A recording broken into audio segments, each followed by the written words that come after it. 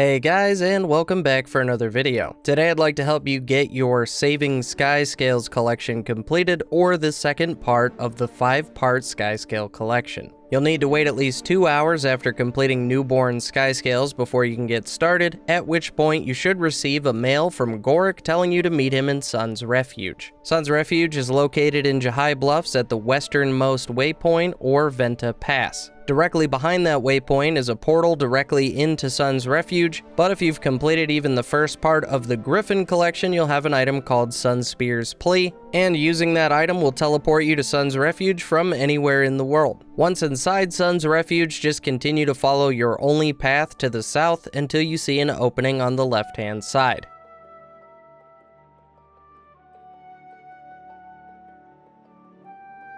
Head left through that opening and fall down where you'll see Gorge. After speaking with Gorge, you'll see that there's a little icon above the egg sitting next to him, and you'll need to interact with that egg in order to unlock the Saving Skyscales collection. This collection is split up into 12 sub-collections, each one requiring 4 to 5 items in order to complete. Actually, some of them do and some of them don't, but for the sake of consistency, we're just going to grab the first step for each and every one of these, except for Courage, which we'll be getting to in just a second. First, we'll need to head to Dragonfall, and we'll be taking the Pack Command waypoint. Directly next to that waypoint, you'll see an NPC called General Almora, and it's here that we can get the first step of Blood. Now, before leaving, you're going to want to head just north of the waypoint, and on the very tip of the airship, you'll see a concentration of magic. And this is one of the courage concentrations I was just talking about.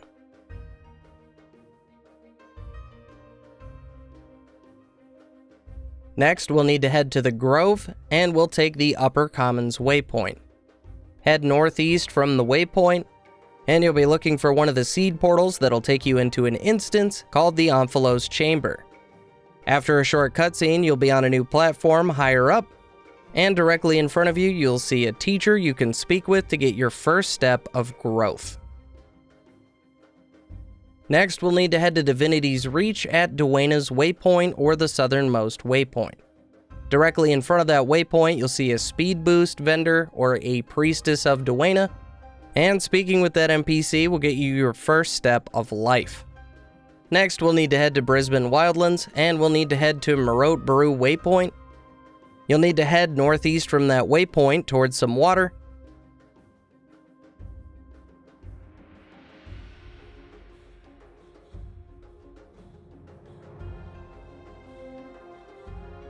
And once you get to the water, you're going to want to cross it on your skimmer until you get to the other side.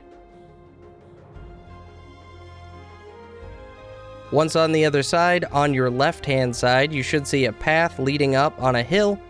And if you follow that path all the way back, you'll see another NPC called Amara the Lonesome that you can speak with to unlock your first step of Spirit.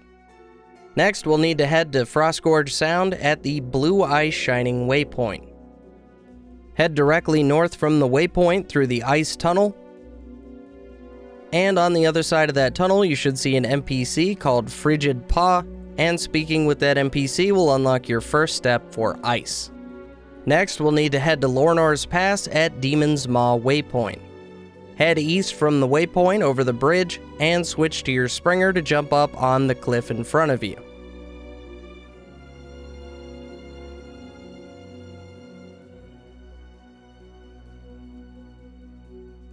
Continue heading east until you see another cliff face you can jump up on in front of you. And just on top of that, you should see the Heart, and you should see an NPC named Orson, though sometimes he's caught up in an event that is a little bit more east from where we currently are. Either way, speaking with Orson will unlock your first step for Fear. Now we'll need to head to Straits of Devastation at the Fort Trinity waypoint. From the waypoint, if you look directly to the east, up on one of the higher platforms, you should see a concentration of magic.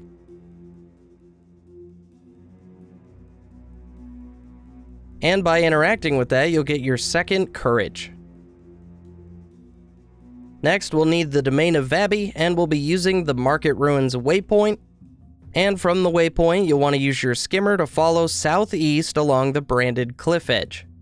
Eventually, you'll come up on another djinn with a magical barrier, and a little bit farther from that, you should see a platform that you can jump on with your skimmer.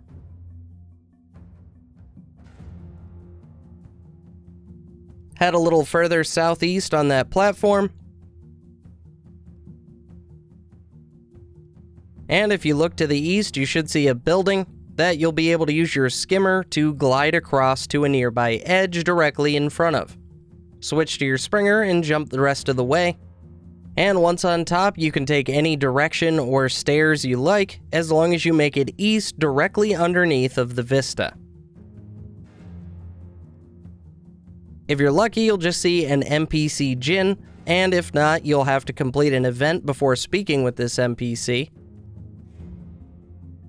Either way, by speaking with this djinn, you'll unlock the first step for fire, water, earth, and air.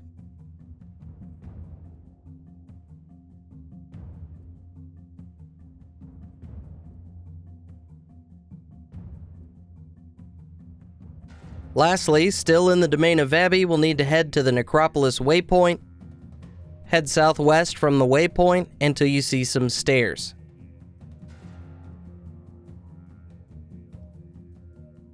Follow the stairs until they dead end, and when you see your second set of stairs, choose the left-hand side.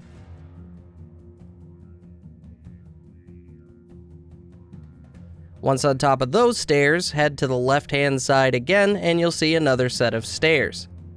Follow that third set of stairs until they dead end, and then immediately start heading south. Before too long, you'll see a few NPCs, and we're looking for Sister Lissa, and by speaking with her, you'll get your first step for fear. Now we've got all the first steps out of the way, but we're going to stay in the domain of Abbey to get the rest of the collection items located in this map. So right where you got your last item, just get on your springer and head up some of the surrounding rocks.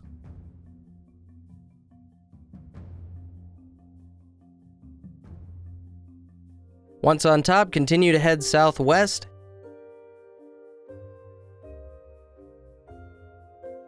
until eventually you see a road that you can follow to the south.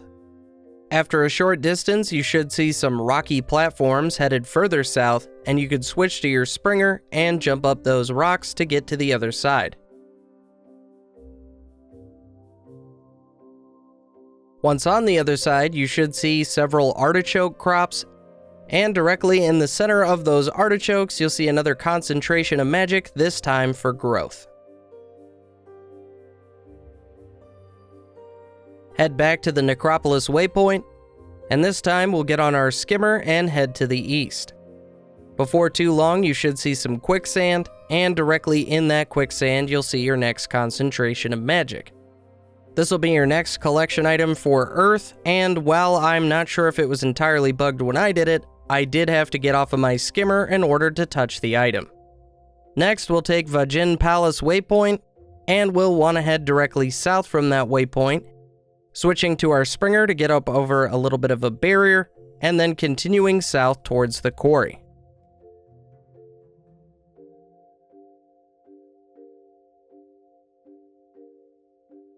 As you approach, be sure to drop down into the quarry, and from here you can head west, just make sure you stay on the outside edge of the quarry.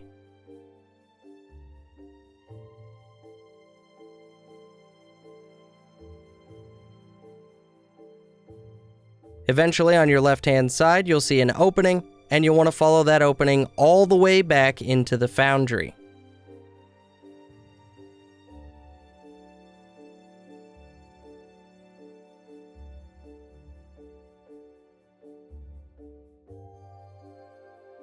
Once inside, you should see a large room, and towards the back of that room, you should see some lava.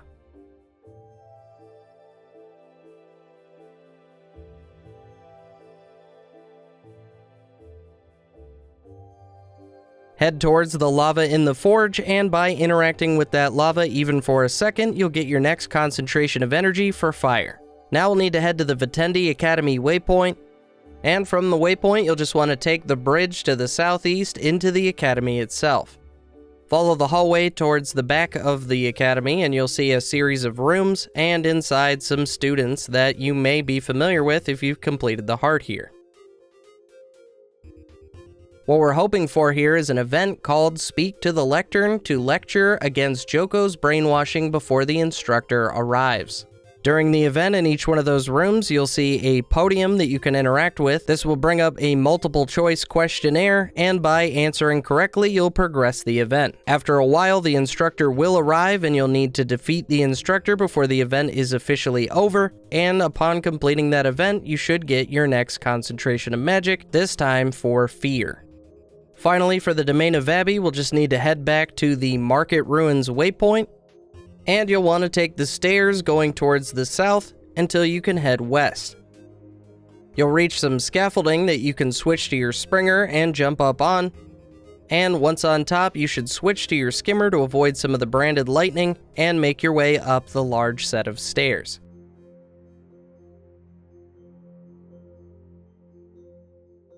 Do note that you'll probably have to boost on your Skimmer in order to avoid getting caught on some of those stairs.